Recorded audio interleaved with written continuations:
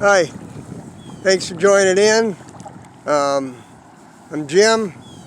That's my dog Sam. What you're looking at is they're building a new dock and boat ramp on the Gulf Coast in Panama City next to the Gulf Coast University.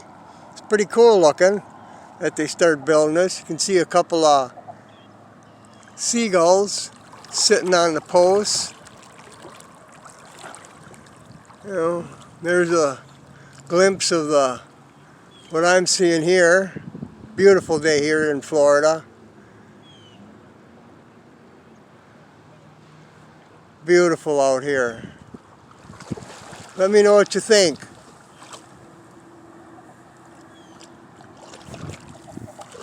Comment, like, share. I appreciate it all. Bless you all. Have a great day.